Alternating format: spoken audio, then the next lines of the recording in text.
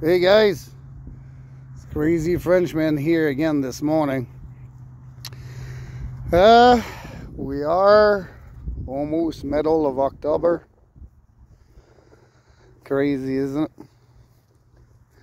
And tomorrow I have a visit with Anna. We're going for a treatment at the Stollery Hospital of Edmonton. So far it's going to be around 1800 days.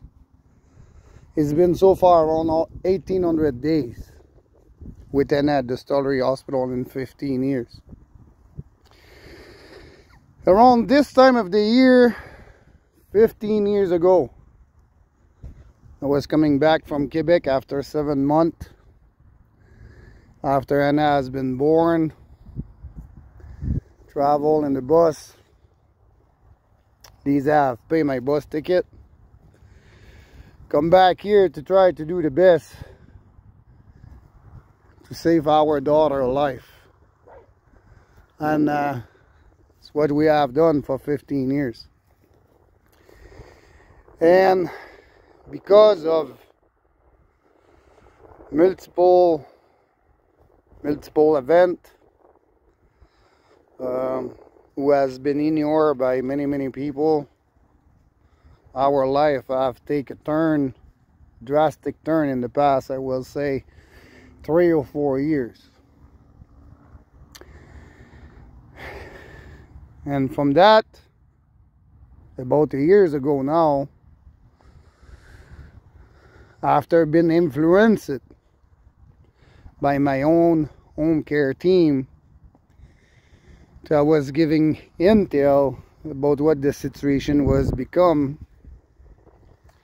I have been pushed and pretty much forced to call social services. So I did myself. Take me a long time to take that decision because I have a very good idea what's going to happen at this point on. And so far we are almost a year after I have done the phone call to social services. And if I can tell you we have went forward, I will be lying because actually the situation is worse than it was a year ago. And the main reason for it is social services and home care, Children's Stollery Hospital and Alberta Healthcare refuse to acknowledge the mistake they have done over all those years and the massive fuck up social services doing on the investigation. Yes, the domestic violence, they call that social services, they have amplified on the report. We have the first supervisor, the second supervisor of social services who clearly have tell us just like it. They have to make the thing looks bigger it is to be able to get some result.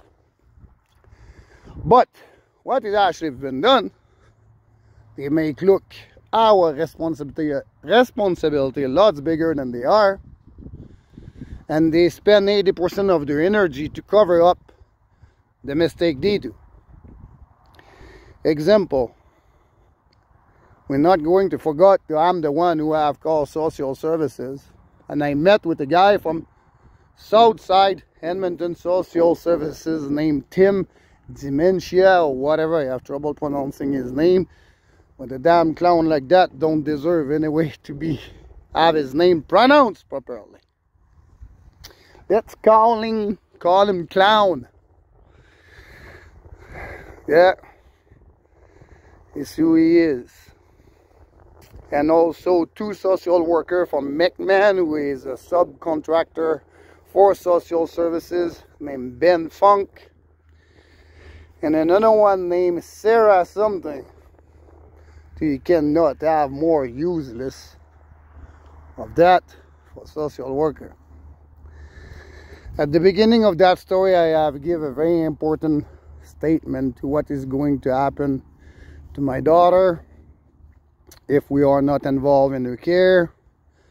I totally offer 100% of my collaboration with them to make sure my daughter is going to be safe.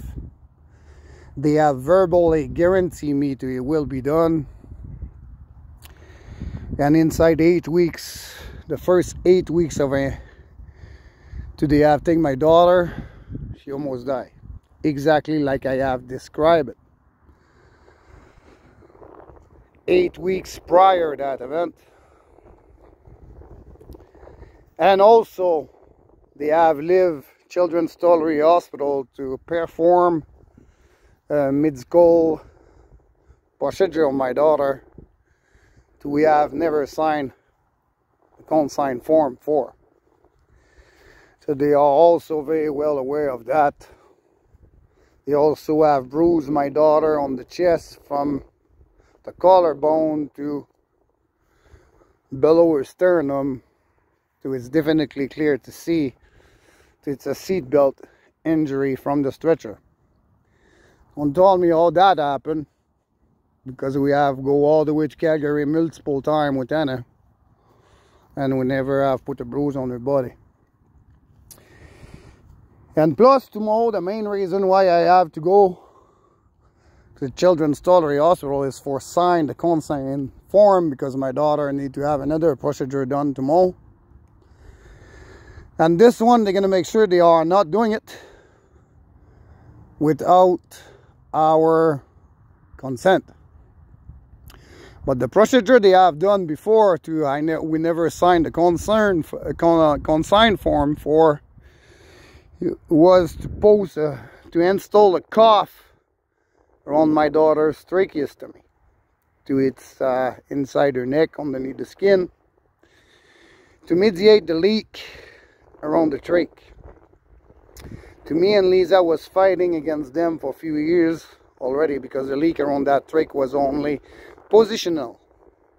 If we take time to position her trach properly, we don't have any leak. Then we've been keeping that from last resort, because most of those children, after they've been coughed, it's so impossible to take off the cuff most of the time, because they do not tolerate the change of pressure. Two is exactly what's happened with Anna right now.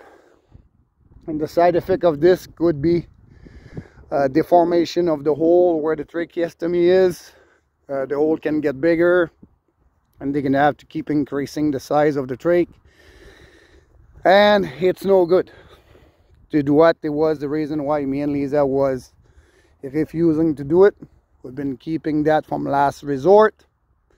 And now what they did, they went right underneath our foot and cut the grass. Our last resort to manage Anna airway, it's now gone. Of course, it's not going to make it look that way, because they are medical professional, and the court and social services use the advice of medical professional to cover the ass. We all know that for many, many years. Then, when they go for take a decision, they go according to the medical professional.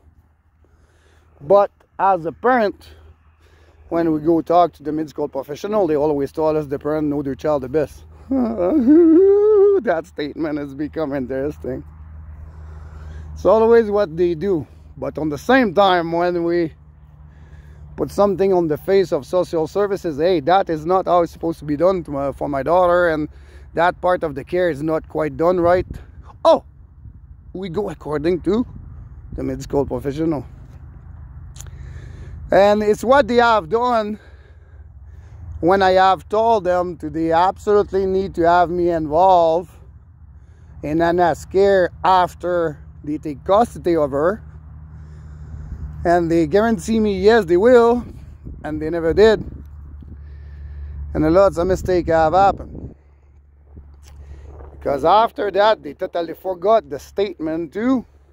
The parent know the child the best. Oh, we go with medical professional.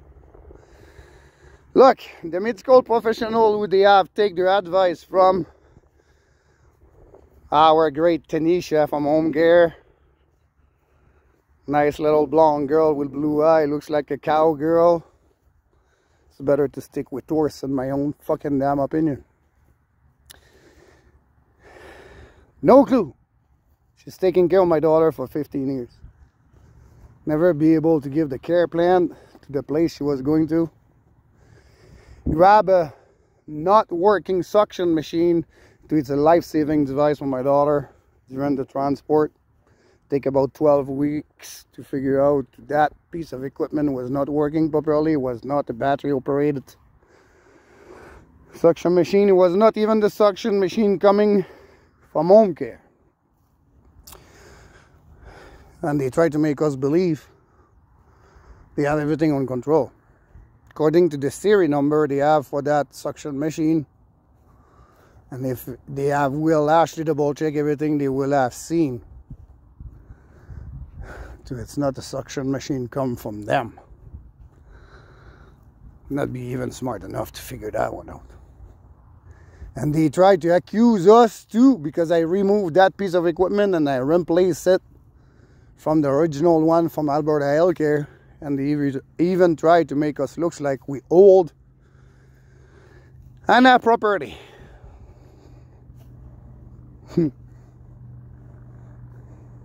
Look, they neglect my daughter's basic need. They have put my daughter at risk of death more than one time. They lie on their statement. And they try to hide the paperwork. No investigation has been done about the procedure has been done without our consent. No investigation has been done according to the bruise she have on her chest after the transport. And they refuse to take on consideration. We have give them all the warning to avoid the very bad situation my daughter have handled with in her first 8 weeks at Rose Cross Center. And because I have challenged Rose Cross staff and make them face the truth of it, they're also afraid of me right now. But if you guys will have seen, I never see few nurses who have a LPN certificate on their pocket. Look at them. That piece of equipment was a suction machine with plugged to a cord, plugged to the wall. And when you flick the switch on, the compressor start and the machine do what you have to do. And I was standing there with another piece of equipment because I have removed the old one after. I said, then the piece of equipment you have inspect, because she's guaranteed me she was the one doing the inspection of that piece of equipment. I said, okay, piece of equipment, it's plugged to the wall, you flick the switch on. And I said, what's happened? Wow, she start. That to this point, it's all good. Then I said, you unplug the switch from the wall. And what you do then?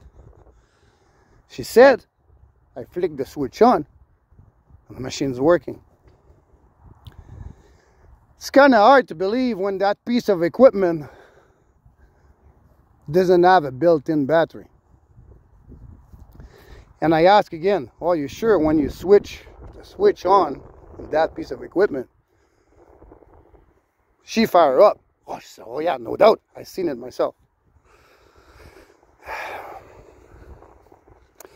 Then that gives you guys an idea what kind of situation we put up with the medical professional. That made me laugh.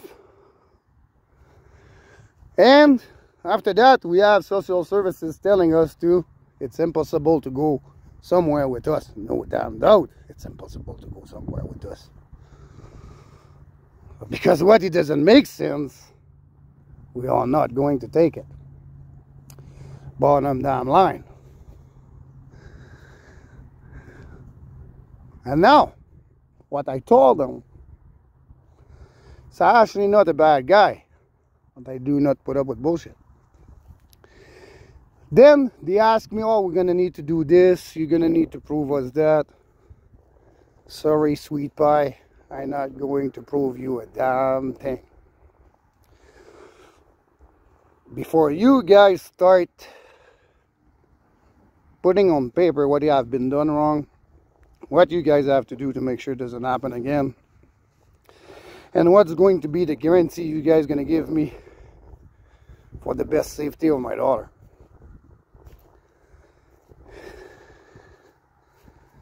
Because I seriously think most damage has been done to my child right now, not included the brainwashing of discussion.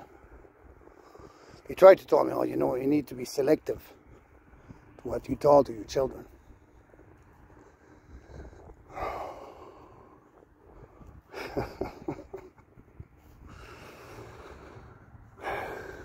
What I have told my children in the past 15 years, I have told my stepson to his little brother will not come back home. I have to tell my young daughter multiple times, for be honest, I don't know if her little sister is going to make it this time. I have to do that a few times. Belly, get out of there. My dog go play in the pond. And yeah, I have to be selective to what I say to my children.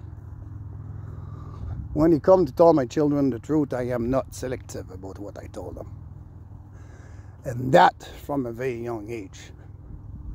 I have no intention to change that whatsoever. And yeah, they all there tried to tell me what to do with my children. And when you look at them walking in the wall of the Stollery Hospital, not a damn fucking people in the world can understand to travel on the right side on the public building. Don't look at your damn phone. Go face to face with people. Emergency team, when they hear the call, take time to send their last communication. Running in the hallway looking at their phone. People on the center of the hallway from left to right. And I've been told to make sure I teach the right thing to my children. I teach my children to keep their right on the public building when they walk. Then, if the firefighter needs to come in, they keep their right too. Then everybody keep their right. And nobody is face to face with a damn dummy who look only at his cell phone on the way. Included social worker from Children's Stollery Hospital, who cannot even put attention to what she's doing and look at her phone all the time. Then that was my bitching for today. Then before complaining about me, analyze what you do on your own life.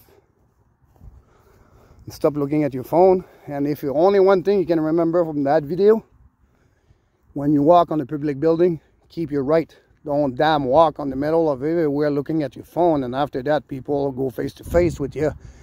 And most of people get mad at the other person, and the other one who is not looking what they're doing. And for all those nurses at the Children's Stollery Hospital who walk in the hallway looking at your damn phone, don't forget, you own the ticker, you're getting fucking pay. Then do what you have to do. Have a good day. Please subscribe.